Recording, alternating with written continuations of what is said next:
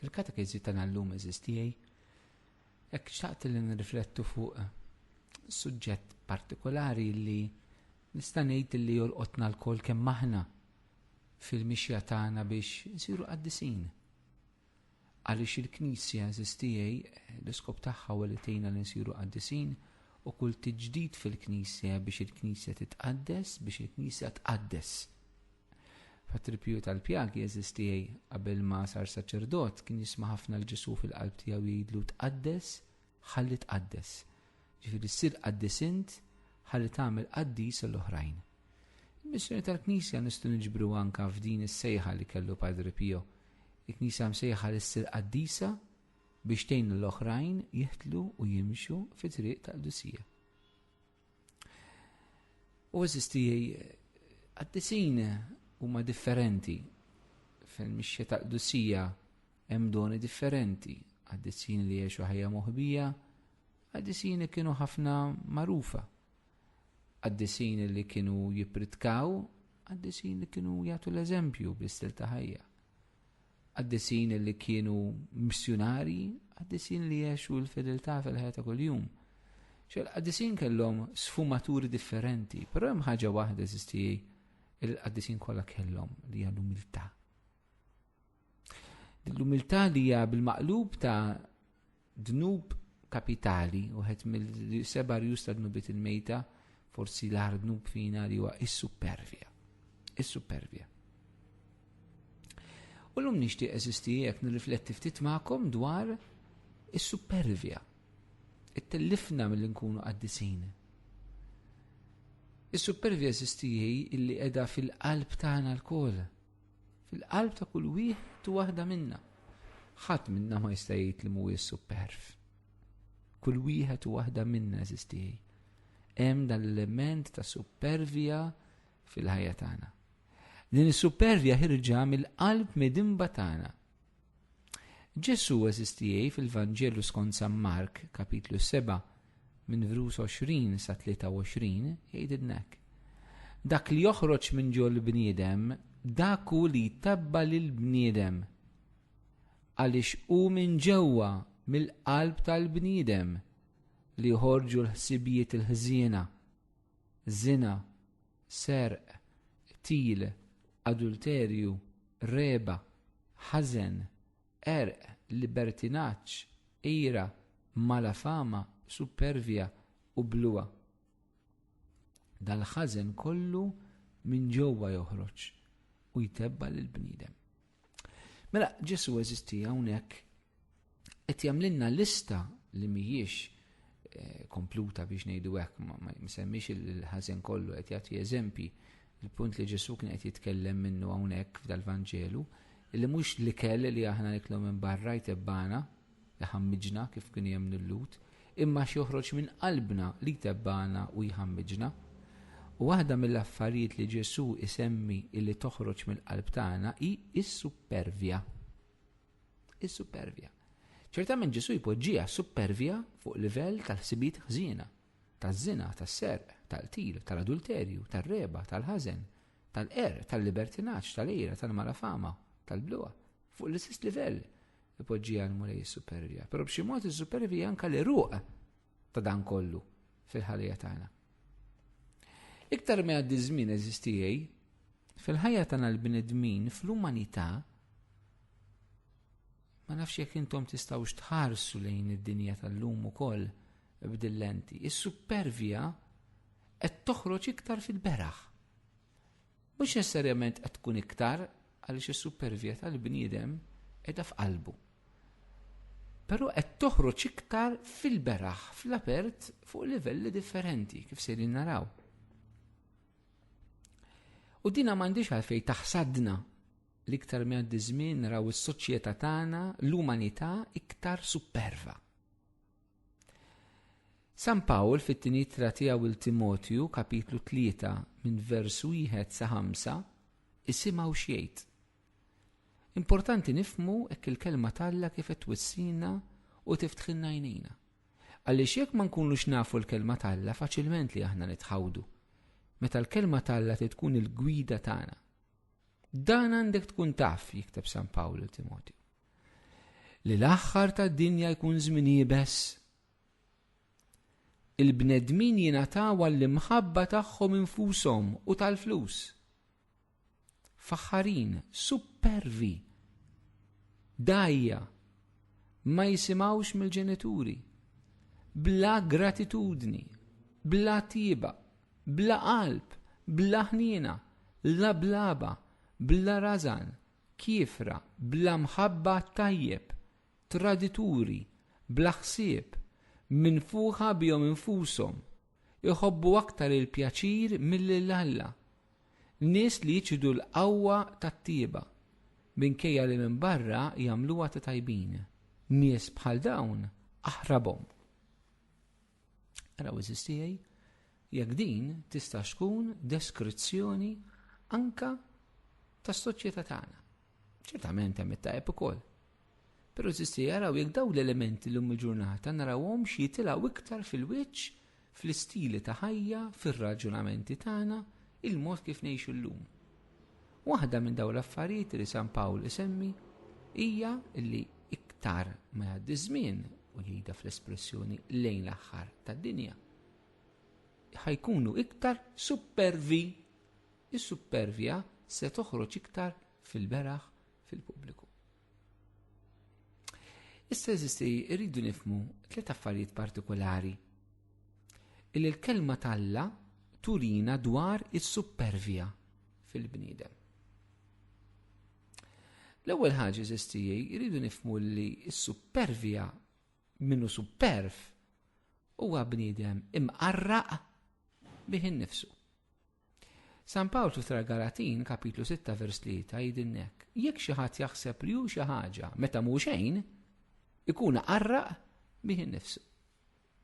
U din hija l-ewwel element, l-ewwel forma eżistijaj biex ngħidu hekk ta' supervja u ta' sitwazzjoni li anke aħna meta naqgħu fis-supervja fis-sens li jiena naħseb li jien xi ħaġa. Jiena naħseb jiena nippretendi li jien xi ħaġa. Jiena qed inqarraq bija nnifsi għaliex aħna fil-verità aħna minn minna hu xi ħaġa. Jekk għandna xi ħaġa fil-ħajja tagħna, jekk għamilt xi suċċess, jekk għamilt suċċess fil-karriera, fil-finanzi, f'kollox, hemm id-don li Alla tak u kollox ġej minn Alla bil-għajnuna u s-saħħa tiegħu. Meta l-bniedem jaħseb li dak li qed jagħmel bil-qawwa tiegħu il-bniedem waqa' f'supervja. U allura l-bniedem huwa imqarraq qed jgħix ingann għaliex jaħseb li dak li qed jagħmlu bil-qawwa tiegħu u ma nirrealizzawx li aħna kull ma nagħmlu bil-qawwa ta' Alla, bil-għajnuna tiegħu. Din tista' tkun supervja ingann li jkun fuq livelli differenti, tista' tkun fil-ħajja tiegħek personali. Is-suċċessi tiegħek tattribwihom kollox għalik bil-forza u l-qawwa tiegħek. Tista' tkun fil-familja tiegħek. Taħseb li s-suċċess tal-familja huwa għajn briħtek. Tista' tkun fis-soċjetà, għandek responsabilità u kollox idur madwarek, taħseb li xi ħaġa u tagħmel kollox bil-ħila tiegħek. Tista' tkun fil-Knisja. Tista' tkun dak li qed tmexxi fil-Knisja inti, fid-dijoċesi, fil-Knisja, fil-parroċċja.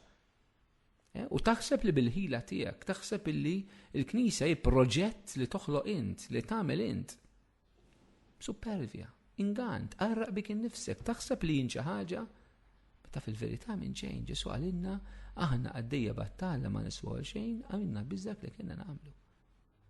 Aħna kull ma nagħmlu bil-qawwa u bil-grazzja tal-Alla, ċertament hemm l-isforz tagħna, hemm il-parti tagħna, imma profondament hija l-ħnina tal-Alla. Meta aħna ma nifhmux dan, xi drabi ma nifhmuhx għax nissupervi. Irridu naħsbu li aħna xi ħaġa bil-ħila tiegħi, bil-qawwa tiegħi, bil-kapaċità tiegħi, jien aħjar mill-oħrajn. Tibda tara l-kulħadd dubbien.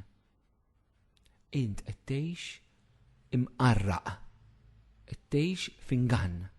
Mela l-ewwel ħaġa is-supervja tqarraq il-bniedem. It-tieni ħaġa eżisti li turina li s-supervja tagħmel fil-ħajja tal-bniedem hija li ġġel il-bniedem joħodha kontra l-fqir u l-batut.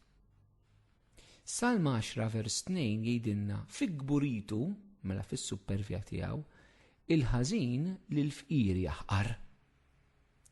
Fil-gburitu il-ħażin lill-fqir jaħqar. Eżis tiegħi, il-bniedem li jaqa' fis-supervja jibda jara l-kulħadd dubbien, jibda jgħaddi minn fuq l-irjus, jibqa' jgħaddi isu ma jeżisti ħadd ieħor u jaħqar lill-iktar nies batuti. Lin-nies batuti. Dina nistgħu naraw eżis tiegħi fis-sitwazzjoni tagħna llum il-ġurnata. Kemm anke għandna pajjiżi sħaħ li qed jgħixu supervja u jaħqru l-foqra f'pajjiżhom stess. Is-supervja ta' minnu sinjur li jaħqar u jakkes lill-fqir u l-batut. Li jinsa ħafna drabi li anke minnu sinjur beda minn affarijiet żgħar. U issa jinsa u jiġi jqum minn dawk li qegħdin ibatu. Din hi supervja li twaslek li taħqar il-fqir. Però mhux biss il-faqar materjali jeżisti. Kemm issib sitwazzjonijiet anke fi żwieġ li minħabba supervja bejn il-koppji jaħqru lil xulxin emozzjonalment. Minħabba supervja tiegħek li m'intix kapaċi titlob maħfra li żball li għamilt fi żwieġ. Minħabba supervja tiegħek m'intix kapaċi tirranġa s-sitwazzjoni li ħloqt int fi żwieġ. U allura persuna oħra li jint weġġajta għamilta fqira, mhux għax bla flus, imma fqira emozjonalment, fqira x'tħossha waħedha, fqira x'tħossha mhux maħbuba, fqira li x'kissirtilha l-emotions tagħha, fqira li x'tbikkija ta' kuljum. Fis-supervja tiegħek tibqa' taħqar il-persuna.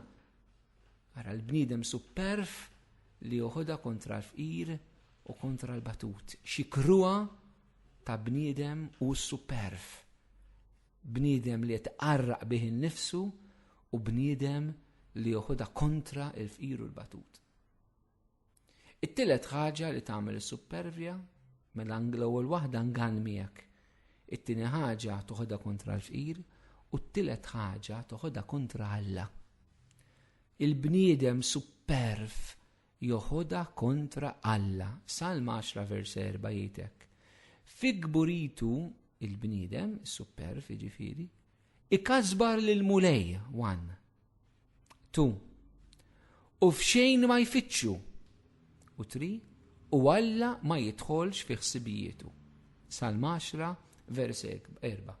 Fi gburitu ikasbar il-mulej u f'xejn ma jfittxu. U Alla ma jidħolx fi ħsibijietu.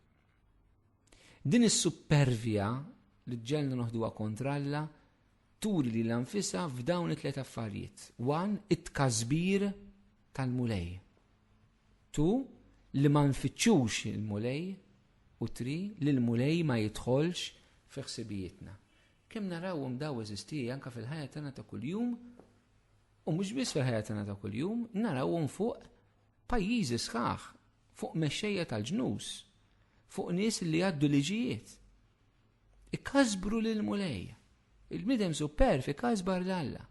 Illum din is-supervja narawha min ikasbar l-Alla bid-da, min ikasbar lil Ġesu billi joħroġ films, kodba, poeżiji, qarijiet, pinġijiet li jmorru iwaqqgħu il-Ġesu għaċ-ċajt u jiżżebilħuh. Ikasbru l-mulej. F'xejn ma jfittxuh. Kemm għandna nies eżistijej illi ma jridux ifittxu iktar il-Ġesu fil-ħajja tagħhom. Ma jridux ifittxu iktar l-Alla nqataw. Din hija supervja fil-qalb tagħna. Ħafna jridu jgħidu li għax issa immaturajna, emanċipajna lilha nfusna, issa minna ċerta progress fis-soċjetà, issa ma nilbżon l-Alla. Il-verità din m'hemmx kelma oħra li jaħlif supervja. F'xejn ma nfittxu l-Alla eżistijej, mhijiex biss però minn qata l-Alla kompletament, anke fil-Knisja nistgħu nkunu supervi. Meta aħna ma nfittxux il-mulej bis-serjetà. Aħna nistgħu morru l-qudies ta' kuljum, però f'qalbna qegħdin ifittxu lill-Alla jew l-qudiesa minni rid obbligu li jiena nagħmlu biex ikolli kuxjenza tajba li qed nagħmel it-tajjeb u s-sewwa. Ma jien minn qalbi qed infittex il-Alla, qed infittex il-mulej xi jrid minni. Bildem superv le, bildem superv jibni ħajtu. U t-tielet ħaġa eżistijej, hekk li din is-supervja kontra Alla tagħmel, mill-ewwel kasbar il-mulej, it-tieni ma jfittxex l-Alla, it-tielet Alla ma jidħolx fi ħsibijietu. U din l-għamla ta' supervja llum narawha b'mod ħafna ċar u evidenti, pereżempju, fil-liġijiet li aħna ngħaddu. Kemm pajjiżi qegħdin jgħaddu liġijiet fejn fihom Alla ma jidħolx. Dini supervja. Meta pereżempju nillegalizzaw l-abort, Alla ma jidħolx, supervja. Meta nillegalizzaw id-divorzju, Alla ma jidħolx, tajnih il-barra miż-żwieġ, supervja. Meta nillegalizzaw żwieġ bejn persuni tal-istess sess, supervja oħra. Alla ma jidħolx, qed ngħidulu mulej il-pjan tiegħek kif għamiltu int fil-ħolqien, int ma tidħolx aħna lina, aħna l-Allat, aħna rridu nagħmlu l-affarijiet, supervja, m'hemmx kelma oħra eżistijaj. Forsi tista' tweġġa', però aħna rridu ngħixu f'ingann jew rridu l-verità. Ejjew nistaqsu kull wieħed waħda minna. Alla qed jidħol fil-ħsibijieti. Alla jidħol fl-għażliet li nagħmel jien tal-ħajja ta' kuljum. Alla jidħol fil-liġijiet li aħna ngħaddu. Jew qegħdin ngħixu l-gidba u l-ingann li hemm ċerti affarijiet li Alla ma jidħolx fihom. Għaliex dan l-gwaj. Fis-supervja tagħna ikkonvinċejna lil nfusna u kkonvinċejna l-oħrajn, jiġifieri tħaqna bihom u qarraqna bihom, li f'ċerti affarijiet Alla ma jidħolx. Araw is-supervja fejn waslet fil-ħajja tal-bniedem. Li kkonvinċa lilu nnifsu Alla ma jidħolx f'ċerti affarijiet. M'hemmx kelma oħra ħlief, din hija supervja tagħna l-bnedmin fil-quċċata tagħha. Nerġa' nirrepeti Salm 10 vers 4. Fi gburitu jkasbar lil mulej u f'xejn ma jfittxu u Alla ma jidħolx fi ħsibijietu. Mela rajna 3 affarijiet eżistejt dwar is-supervja. Tqarraq bik innifsek għax iġielek taħseb dak li m'intix, toħodha kontra l-fqir u t-tielet ħaġa toħodha kontra Alla. Però eżistej aħna l-Vanġelu u aħbar tajba. Il-Vanġelu Ġesu ma ġiex biex joqgħod jikkundannana x'aħna nis-supervi. Ġesu ġi biex jisalvana mis-supervja tagħna. Ġesu ġi biex jaħlisna mis-supervja tagħna. U nixtieq naqsam magħkom eżistijej hekk 3 affarijiet. Jekk rajna 3 affarijiet tas-supervja x'tagħmel fina, tqarraqna il-ġelna noħduha kontra l-fqir u l-batutu kontra Alla. 3 affarijiet li jgħinuna noħorġu mis-supervja. L-ewwel ħaġa hija dak li jidilna San Ġagbu f'kapitlu 4 minn vrus 9 sa 10. Arfu l-miżerja tagħkom, ibku u wolfku, ħallu id-daħk tagħkom jinbidel f'niket u l-fer tagħkom f'dieqa, iċċekknu quddiem il-mulej u jerfa'kom. Mela l-ewwel ħaġa hija arfu l-miżerja tagħkom, ibku u wolfku. Ara fiex waqajt. Ara iftaħ għajnejk irrealizza bil-grazzja t'Alla il-miżerja li qiegħed fih. Il-bniedem superv ta' min jitħassru u jibkieħ. ċertament mhux ta' min jammiraħ u jimetaħ. Dik vera bluha li tammira u timita u tfaħħar u tippuxja il-minu superv. Dik ta' min jibkija. U dim is-supervja tagħna personali, kull wieħed u waħda minna għalina qed nitkellmu. U dim is-supervja tas-soċjetà. Aħna rridu narfu li dini miżerja. Mhix xi ħaġa ta' min jiftaħar biha. Aħna din niftaħru xi kuntant b'dak li jmissna nistħu minnu. B'dak li jmissna nibku bih. Meta l-ħażin insejħulu tajjeb, dik hija supervja kbira x'qed niddeċidu aħna x'inhu tajjeb u l-ħażin u mhux dak li huwa Alla.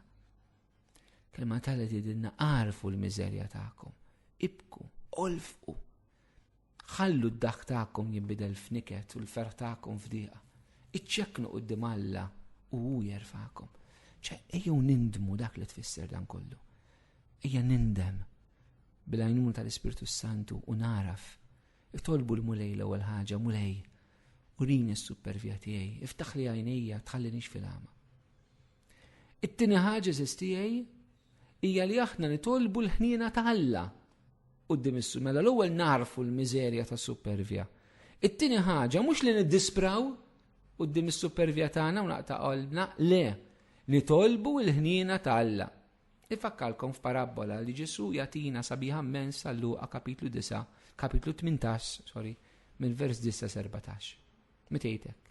Kien hemm uħud li kienu jafdaw fihom infushom, araw is-supervja, jafdaw fihom infushom li huma ġusti u kienu jmaqdru l-oħrajn. Tarawha minn superf joħda kontra l-oħrajn.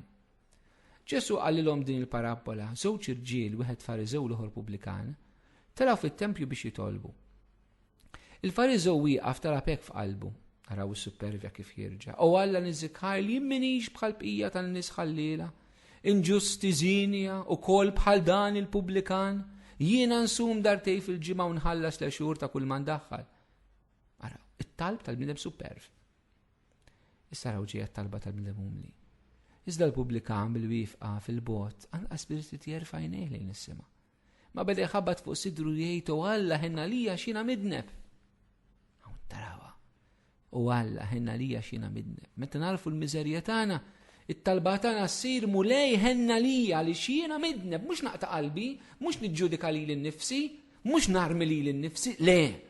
Induru lejn il-ħnina infinita ta' Alla lina quddiem is-supervja tagħna, anke s-soċjetà tagħna mhux niġġudikawha rridu, imma nitolbu l-ħnina ta' Alla fuq is-soċjetà tagħna. Din hija l-qawwa tal-kurunella tal-ħnina divina li tesprimi b'mod tant sabiħ dan li qegħdin ngħidu. Ngħidilkom jien li dan Ġesu mhux li ieħor niżel id-dar ġustifikat, għax kull min jitkabbar jiċċekken u min jiċċekken jitkabbar. Min jitkabbar is-superf jiċċekken. Jitkabbar f'din dinja u jiċċekken fl-eternità. Ma min jiċċekken f'din id-dinja jitkabbar fl-eternità. Mela l-ewwel narfu l-miżerja, tieni ħaġa meta narfu l-miżerja tagħna nitolbu l-ħnina ta' Alla. Il-ħnina ta' Alla. U t-tielet ħaġa hija li nilqgħu il-grazzja. San Pietru fl-ewwel ittra tiegħu kapitlu 5 minn vers 5 sa 6 jgħidilna hekk. Ilbsu l-umiltà ma' xulxin għaliex Alla jaqfilhom il-kburin supervi imma lill-umli jagħtihom il-grazzja. Kunu mela umli taħt l-idsa tagħna ta' Alla biex jerfakom meta jkun il-waqt. Il-bnidem umli jilqa il-grazzja, iġifieri ma tibqax tiddependi minnek innifsek.